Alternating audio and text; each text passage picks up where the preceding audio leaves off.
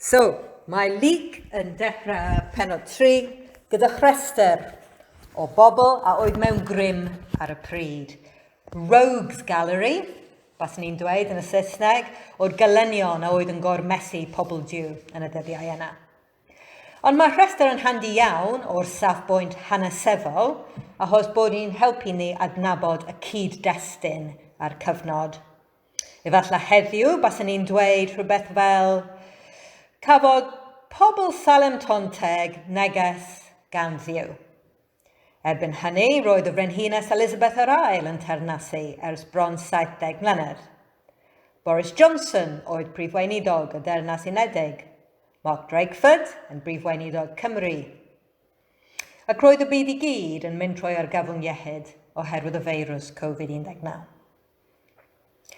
Mae'r newyddion da o Iesu Grist wastad yn cael ei leoli mewn cyd-destun hanesyddol, o gwleidyddol a chymdeithasol penodol. Yn ei manifesto yn 2019, dywedodd y Blaid Gaedwaddol ei bod nhw eisiau level up opportunities across all parts of the United Kingdom.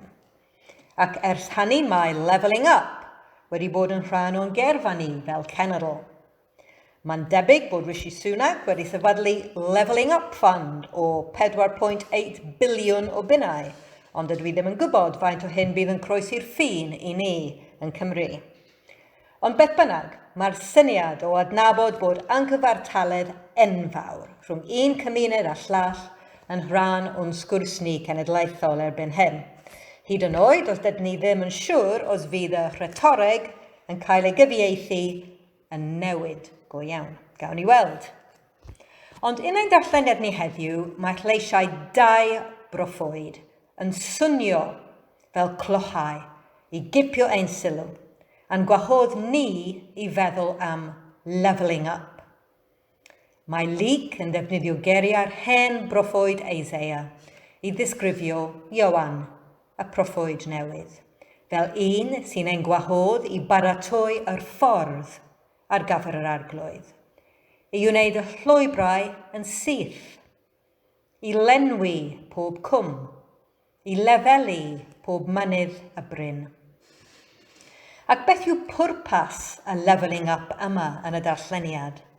Rydyn ni'n gweld yn adnod 6. Bydd y ddynoliaeth gyfan yn gweld Diw yn achub. Y ddynoliaeth gyfan. Mae levelling up yma yn y Beibl yn digwydd mwyn i bawb gael ei hachub. Felly, mae 2 gwestiwn yn codi yn syth i ni heddiw. Yn gyntaf, beth yw'r anghyfartaledd sy'n rhwystro pawb gan gael ei hachub ar hyn o bryd? Ble mae y mynyddoedd a'r cymoedd sy'n stopio pobl gan derbyn ahubiaeth Diw? Ac yn ail, sut mae'r ahubiaeth yma yn edrych?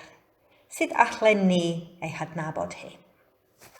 So, yn gyntaf, beth yw'r rhwystrau sy'n stopio pobl rhag cyrraedd Diw heddiw?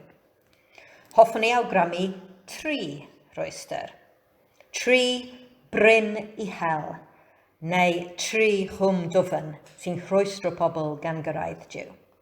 Yn gyntaf, dydyn ni ddim wedi treulio digon o amser yn yr anialwch. 2, dydyn ni ddim wedi mynd i'r afon. A 3, rydyn ni wedi gwahanu yr ysbrydol a'r corfforol. I ddechrau felly, hoffwn ni awgrymu nad ydy'r ddynoliad gyfan yn gallu derbyn ahubiaeth Diw, achos nad ydy pobl Diw, ni, wedi treulio digon o amser yn yr anialwch. Mae'n arwyddocaol iawn bod gar Diw yn dod i Ioan pan fod Ioan yn yr anialwch. Ac mae'r anialwch wastad wedi bod y lle ble rydyn ni'n cwrdd â Diw.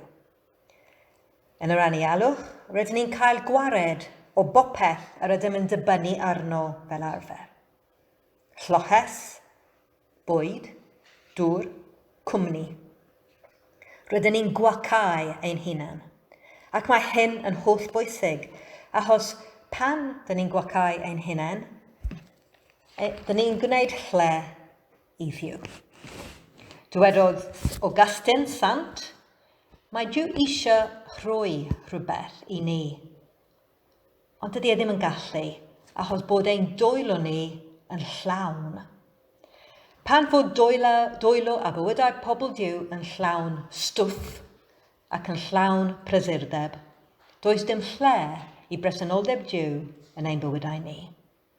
Mae angen i ni deithio i'r anialwch, cael cyfnod o gael gwared o popeth yr ydym yn dibynnu arno, ein diwiau bach ni. Delw Duw, a greon ni yn ein delw ein hunain.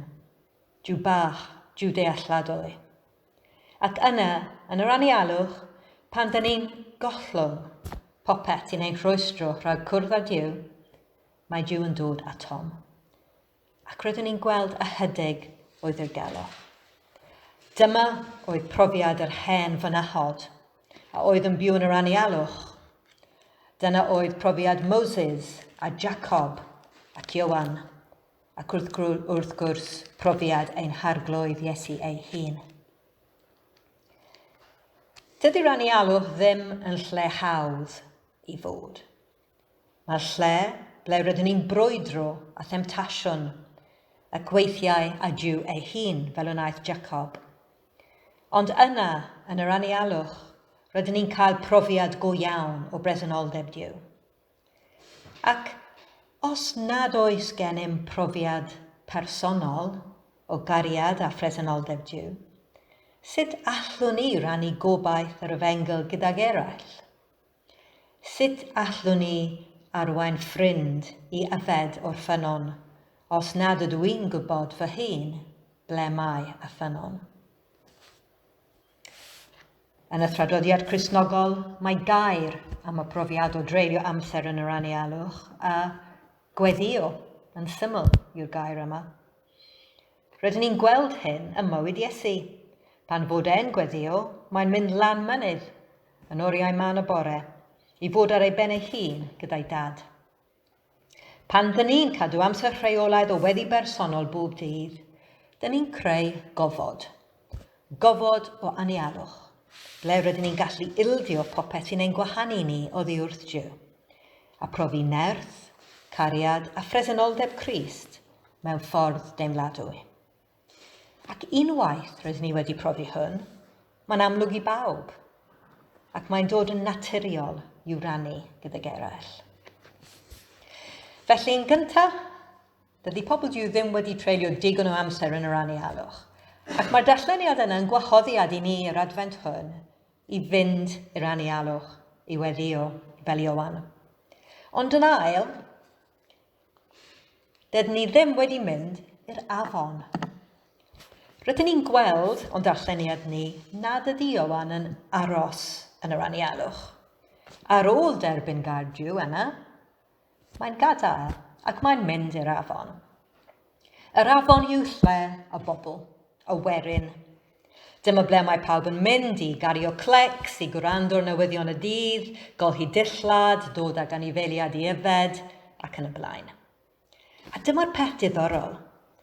Mae Ioan yn galw pobl i edifarhau, ond mae cyfundrefn ar gyfer y difeirwch am y ddeiant yn bodoli yn barod. Yn y deml, trwy gyfundrefn ebyrth. Ond yna, yn y deml, mae mynediad yr maddeiant wedi cael ei rheoli gan yr offeiriaid. Felly, yn lle, mae Ioan yn cynnig modd newydd o cael dechrau newydd. Does dim angen y bobl Duw mynd at y deml. Yn lle, mae Duw yn dod at hynt. Yna, ar lannau yr afon, trwy eriau Ioan ac yn enwedig trwy person Iesu Grist. Rhaid yna, ble mae pobl yn byw ac yn chwarae ac yn gweithio. A dyma'r fath o levelling up y bod rhaid i ni ei aildarganfod heddiw.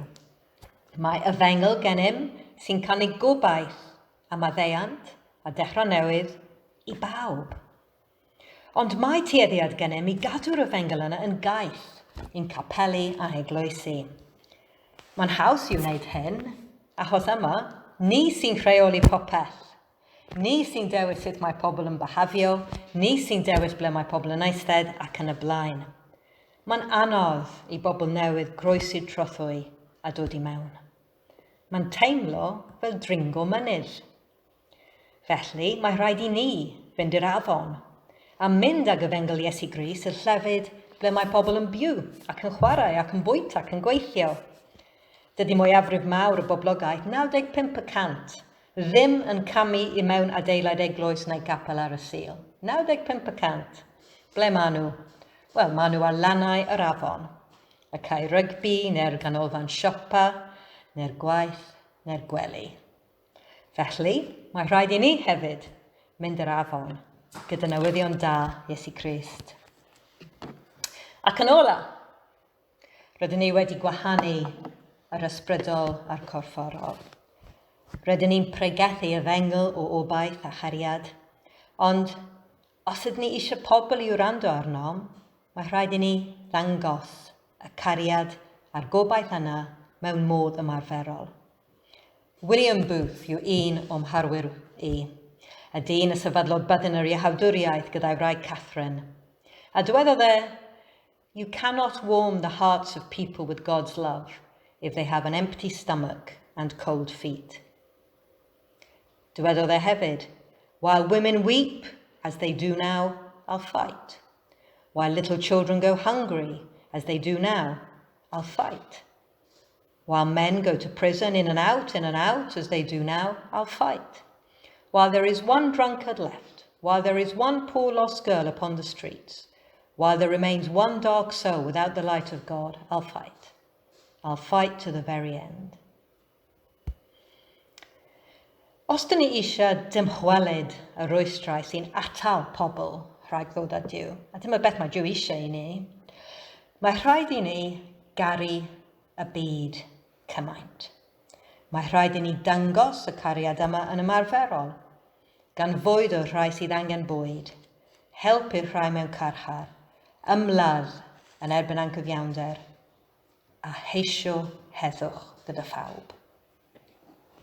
Yn gynt, gofynnais i'r cwestiwn, sut allan ni adnabod a hybiaeth Duw? Rydyn ni'n gweld a hybiaeth Duw, pan bod ni'n gweld cymuned ble mae pawb yn caru Duw a charu ei cymydog. Cymdeithas llawn heddwch, caredigrwydd, cariad, llawenydd, maddeuant o gobaith. Dyma beth dyn ni eisiau gaf y Cymru ond oes. Ond, os ydyn ni eisiau gweld hyn yn dod yn Cymru, mae rhaid i ni wneud levelling up. Dim y levelling up o'r blaid geidwaddol, o fath o levelling up a mae Ioan yn sôn amdano yn y Beibl. Mae rhaid i ni dreulio amser mewn gweddi. Mae rhaid i ni fod yn fodlon mynd ar gobaith sydd gennym mas, i ble mae pobl yn byw ac yn gweithio. Dim gwneud gwahaniaeth rhwng dydd Sul a dydd Llun. A mwy na phob dim arall, mae rhaid i ni dod â gobaith i bobl ar gyfer y byd hwn, nid yn unig ar gyfer y byd sy'n dod. A dyma neges Duw a Tom yr Adfent hwn. Mae'n lan i ni, fi a chi, i wneud y gwaith caled o levelling up yma. Ni fydd Duw yn dod i wneud gwirth. Achos mae Duw wedi dod yn barod i wneud gwirth. Nid fydd Duw yn gwneud gwirth os nad ydyn ni'n fodlon i weddio, cenhadu, gweithredu a chydgweithio gyda Duw. Jyst i orffen gyda geriau William Booth unwaith eto. Roedd pobl o gwmpas William Booth yn gweddio am beth roedden nhw'n galw a move of God. Oh God, please move in our society. Ond dywedodd William Booth, I'm not waiting for a move of God. I am a move of God. Ac mae hwn yn wir ohono ni hefyd. Dyn ni I gyd yn moves of God. Felly gada ni jyst cymryd munud o dawelwch ac wedyn yn mynd I ganu unwaith eto.